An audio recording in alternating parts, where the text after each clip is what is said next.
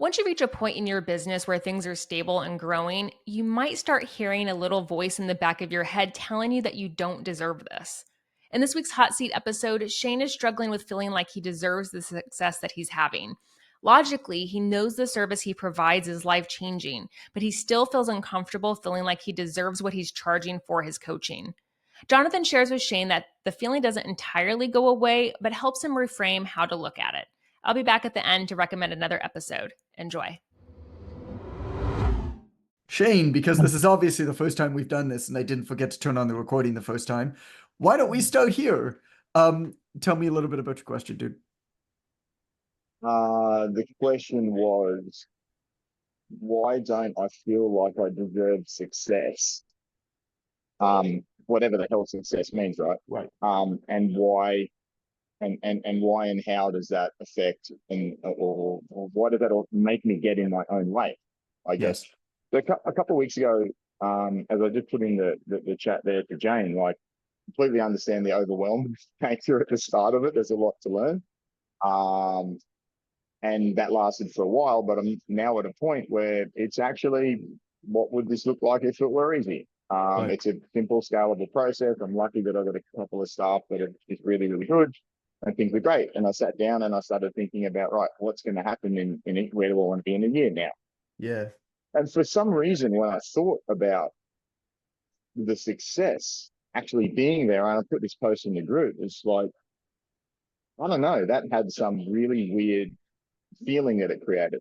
And it was fear of success itself, not trying for success, but getting there. And I'm like, oh shit, I don't feel like I deserve it. And I think that is the sensation and the feeling.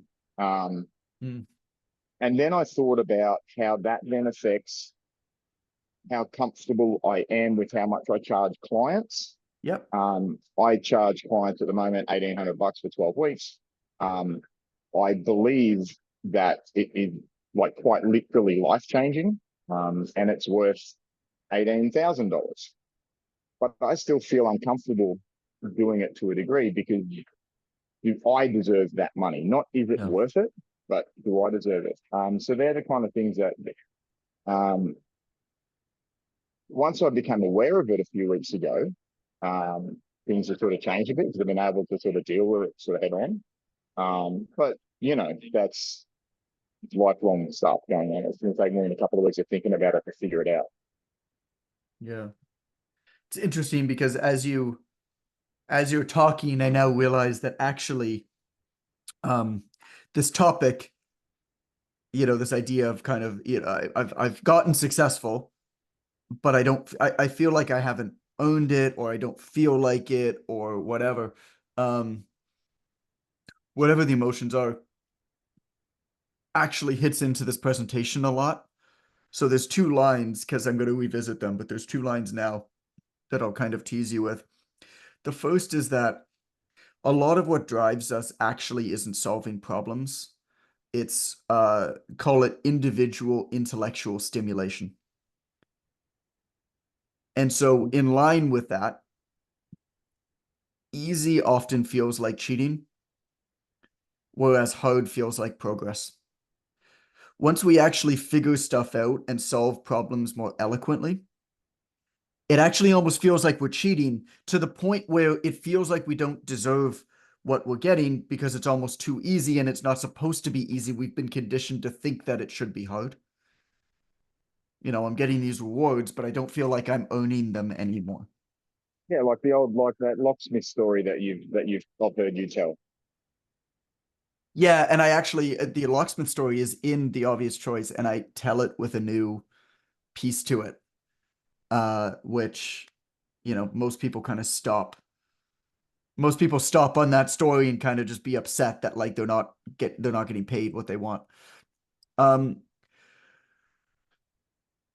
I mean, what it comes down to for me is it never goes away. And actually, the better a job you do of building out your systems, the more it will feel like you don't deserve the success that you've worked so hard for. It does kind of mess with your mind.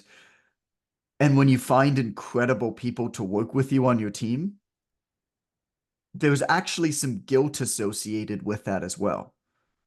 But yeah, well, you've put into my mind a fair bit over the last couple of weeks as I've been thinking about it, because you've built up this business. I mean, you did all the work, you did all these things, you got these good people, and I'm like, well, I don't know how much time John has to put into this. I mean, I don't know how much time you do put into it, right? But obviously, you've got time to do books and things like that. And I'm not sitting here thinking, oh fuck, this isn't worth it because John's not spending 70 hours a week with me.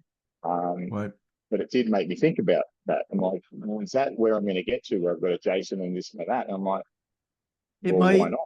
if you want it to be, right? I think this comes down to knowing thyself. I mean, I have experienced enough pain in business over the years to know very clearly that I should not be the one operating a business day to day. I just know that about myself. Um, Jason experienced pain in the other direction, right? He started, enough businesses and always kind of get chunked up in the marketing of it. Like he understood how to do the marketing. It was just, there's kind of like a secret sauce to it that is hard to describe. But then the operating of the thing, he always did a great job at. Okay, perfect match. And that's why it works. And, I have folks like that in other aspects too. Like I have somebody quarterbacking my book launch, for example. Um, and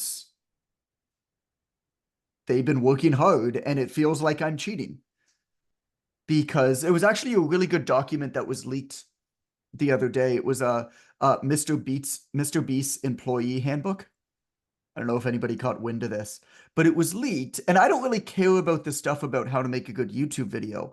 One part, though, that I really zeroed in on that I found fascinating was he talked about how much of a cheat code consultants are and how you should never figure anything else out yourself.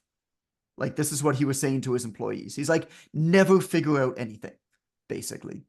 Somebody out there has already worked way harder than you for way longer and has spent way more money to figure out the best way to solve this problem.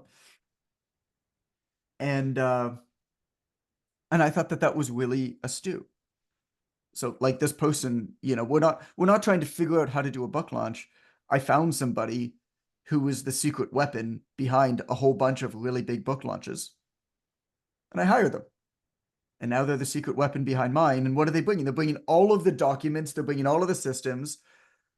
All of these book launches have done postmortems at what worked, what didn't work. And it feels like cheating because we don't have to figure out any of that stuff out ourselves.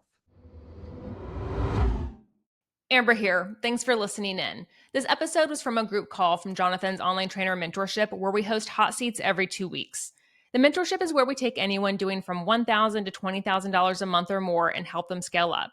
If that sounds like something you'd be interested in learning more about, please DM the word mentor to Jonathan on Instagram at It's Coach Goodman. If you're looking for another episode to listen to right now, I'd recommend episode 262, the 90% you don't see in business success. What drives success is rarely what we see people share. It's not social media or even the most conventional wisdom, but relentless focus and staying in your lane. In this episode, you'll learn why the businesses with the biggest exits have had very little social media, why admitting a fault can bring in more business, and why delivering a world-class product doesn't need world-class practitioners. Again, that's episode 262, the 90% you don't see in business success. Thanks again for listening, and we'll catch you next week.